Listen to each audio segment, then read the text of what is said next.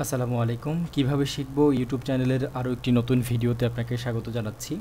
প্রিয় দর্শক, আজকের ভিডিওটিতে আমরা অ্যান্ড্রয়েড মোবাইলের একটি খুব গুরুত্বপূর্ণ সমস্যা নিয়ে আলোচনা করব।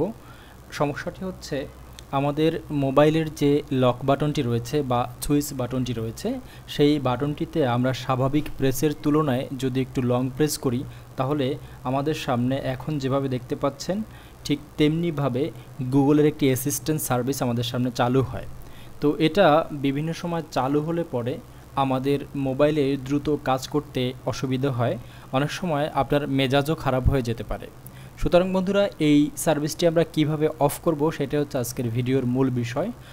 তো বন্ধুরা, আর কথা না বাড়িয়ে চলুন আমরা এটি কিভাবে বন্ধ করা যায় সেটি দেখে আসি। বন্ধুরা, এই পাওয়ার বাটনটির সাথে যে গুগলের অ্যাসিস্ট্যান্ট সার্ভিসটির সম্পর্ক, এটিকে বন্ধ করার জন্য আমরা চলে যাব আমাদের মোবাইল থেকে সেটিং অপশনে।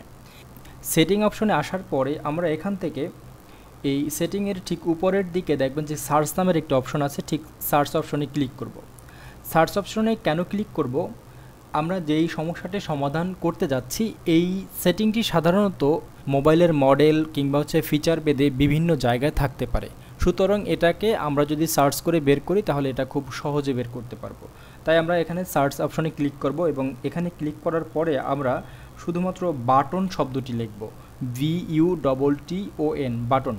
এটা লেখার পরে আমরা দেখতে পারবো যে আমাদের সেটিংয়ের মধ্যে বাটন সম্পর্কিত যতগুলো সমস্যা রয়েছে প্রত্যেকটি সমস্যা এখানে চলে আসবে।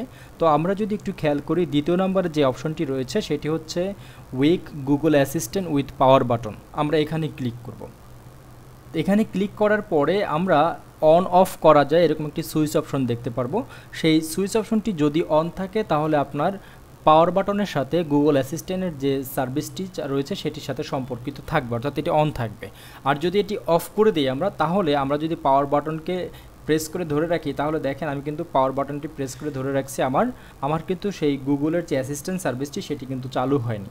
তো আশা করি বন্ধুরা ভিডিওটি ভালো লেগেছে। যদি ভিডিওটি ভালো লেগে থাকে তাহলে অবশ্যই ভিডিওটিতে একটি লাইক দিবেন, আপনার একটি সুন্দর মতামত এই ভিডিওর কমেন্ট বক্সে জানিয়ে দিবেন। আর আপনি যদি আমার চ্যানেলে নতুন হয়ে থাকেন তাহলে অবশ্যই আমার চ্যানেলটি সাবস্ক্রাইব করবেন। ভিডিওটি ভালো লেগে থাকলে আপনার বন্ধুদের সাথে শেয়ারও করতে পারেন। পরবর্তী ভিডিও দেখার আশা রেখে এখানেই শেষ করছি। সেই পর্যন্ত সবাই ভালো থাকুন, সুস্থ থাকুন। আল্লাহ হাফেজ।